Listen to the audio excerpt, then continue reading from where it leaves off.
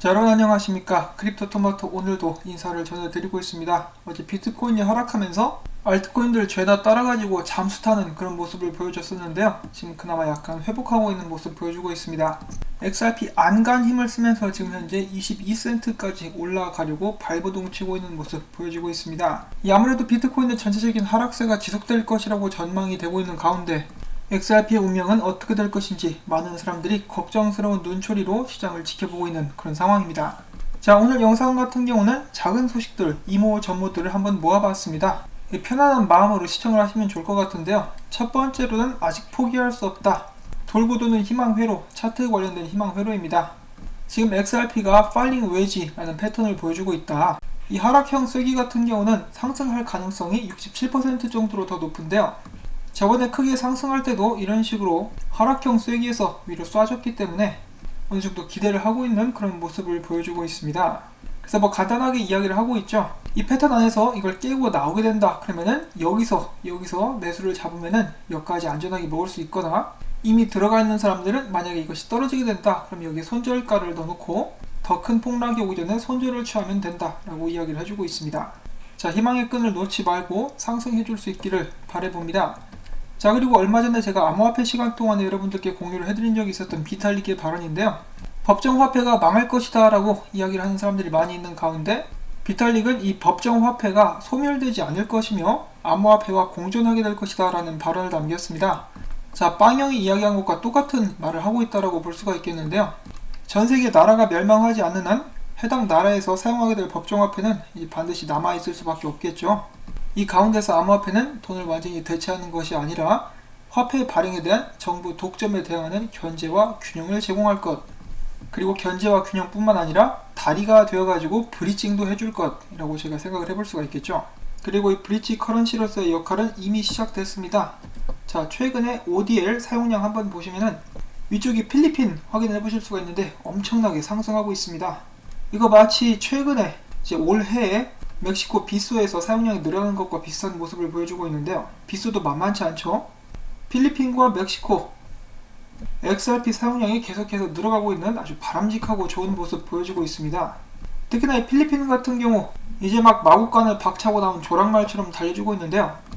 지금 현재 멕시코 사용량을 극대화시키고 있는 곳이 머니그램이라면은 필리핀 쪽을 열심히 사용해주고 있는 업체는 바로 샌드프렌드라고 볼 수가 있겠죠. 샌드프렌드에서 최근에 그들이 리플의 ODL, X-Rapid 기술을 활용해서 달러 그리고 필리핀 페소 송금 수수료를 최대 80%까지 절감할 수 있었다라고 밝혔습니다. 자, 80% 절감 어마어마하죠?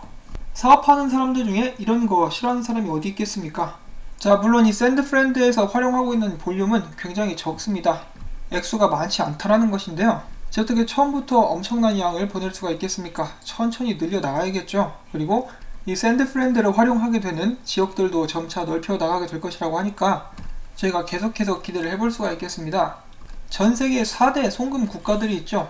인도, 중국, 멕시코, 필리핀인데 그 중에 2개의 국가에서 지금 현재 ODL이 사용되고 있고 각각 이것을 사용하는 업체들이 굉장히 만족하고 있다는 데 저는 정말 큰 의의가 있다라고 생각을 한번 해봅니다.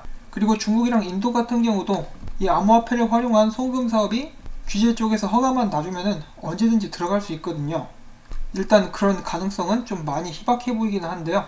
그나마 인도 같은 경우는 엑스커런트가 많이 깔리고 있으니까 그것으로 위안을 일단 삼아봐야 될 것 같습니다. 그래서 인도 중앙은행에서 리플사에 관한 신뢰가 높아지게 된다면은 혹시 누가 알겠습니까? 2020년도에 인도 쪽도 ODL 길이 열릴지.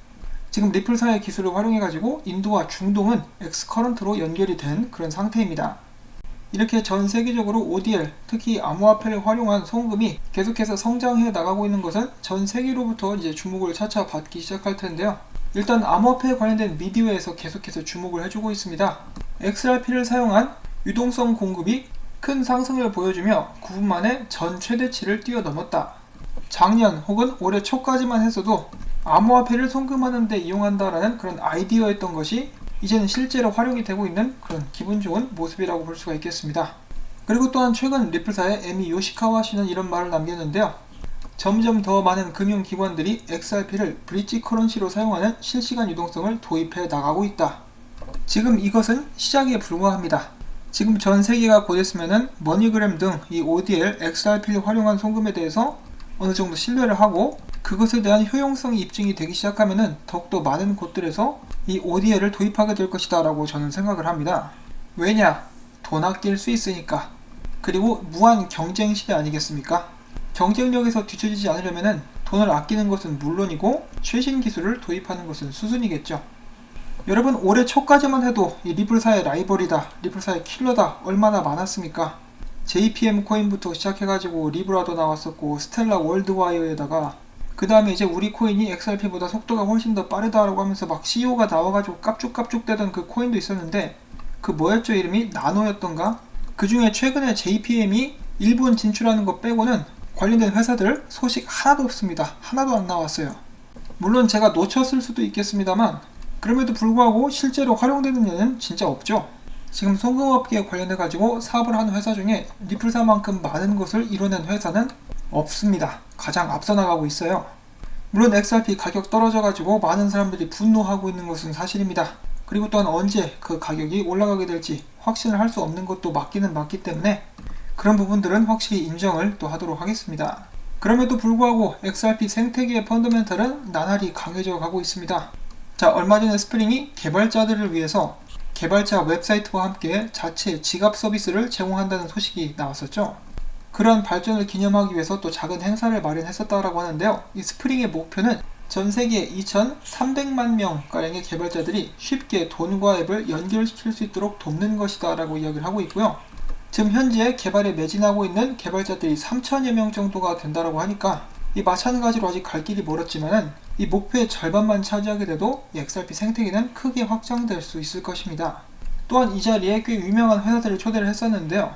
여기에는 bit고, 포르테 플랫폼, 그리고 블록체인 캐피탈 등이 참석을 한데 했었다라고 합니다. 그중에 포르테에서는 초대해줘서 고맙다라는 글도 남겼었고요. 그래서 이제 시작이기 때문에 XRP 가격의 미래에 대해서는 속단하는 것은 좀 많이 이르지 않나, 이것이 저의 생각이고요. 기회비용이 아까우신 분들은 그 사이에 다른 데에 가셔가지고 이제 투자를 진행하시면 되겠죠. 자, 그리고 이번 주에 나왔었던 소식, 미국의 정부 부처 중에 하나였었던 소비자 금융 보호국에서 법률을 개정하는 그런 제안서를 제출을 했었는데 여기서 제출한 문서가 이제 법령 체계 중에 하나인 Federal Register, 연방 관보라고 하더라고요. 이거 찾아보니까 여기 이제 또 등록이 되었습니다. 그러니까 한마디로 미국의 연방 관보에 가보시면은 XRP를 가상화폐라고 이렇게 명시를 해놓으면서 XRP는 금융거래에서 결제를 하는데 쓰인다 라고 이렇게 딱 나와 있다라고 합니다. 그래서 XRP는 증권이 아니다, 가상화폐다, 가상통화다 라고 다시 한번 미국 연방 관보에 기록되는 그런 사례를 남기게 된 것입니다. 어떤 사람은 이를 보면서 XRP 같은 경우는 SEC가 아니라 CFTC의 관할 아래로 들어가는 것이 맞다라는 이야기도 해줬고요. 자, 과연 SEC나 CFTC는 언제쯤 이 XRP에 관련된 답변 및 분류를 해줄까요? 과연 2020년에는 그들이 입을 열까요? 답답하기만 합니다. 자, 아무튼 이 뒤로는 좀 재밌는 흥미로운 소식들이 있는데요. 찌라시라고 생각하시고 웃으면서 봐주시면 되겠습니다. 절대로 진지하게 받지 마시고요. 자, 첫 번째로는 그동안에 활기를 치고 깝치고 돌아다녔었던 매탱이 자신의 트위터 계정을 삭제했습니다. 망할 놈의 매탱이가 토꼈죠. 다음에 보면은 새총으로 쏴버리겠습니다. 자, 그 다음에는 정말 웃긴 사진 하나가 또 공유가 되었습니다. 자, 여러분, 한때 이제 수많은 찌라시를 그리고 음모론을 부추겼었던 이코노미스트 잡지, 바로 이 불사조와 함께 세계 통화에 관해서 이야기를 하고 있었던 그런 내용이 담겨져 있었죠. 그러면서 무슨 로스차일드가 세계 통화를 만들어서 나에게 주기만 해라, 내가 잘 관리를 하겠다, 어쩌고 저쩌고 그랬었다라고 하는데요. 이거 가지고 또 그렇게 말이 많았습니다. 이것이 XRP를 지칭하는 것이다. 어떤 사람은 이 로고 보고 아니다, 이것은 스텔라다. 어떤 사람은 무슨 소리, 당연히 비트코인이지. 그리고 또 심지어는 어떤 사람들은 이더리움 클래식이야 라고 이야기를 하기도 했었습니다. 자, 아무튼 이 불사조는 이 곰탱이가 XRP를 비유하는 데 썼었던 신화적인 동물이죠. 그래서 많은 XRP 커뮤니티 멤버들은 XRP를 불사조에 비유하곤 했었습니다. 자, 근데 지금 보시면은 이 재밌는 사진을 누가 찾아냈는지 모르겠어요.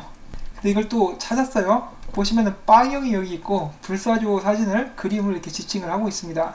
옆에는 또 곰돌이 얼굴이 그려져 있고요. 그러니까 이거 보고 또 사람들이 막 이야기를 하기 시작하는 거죠.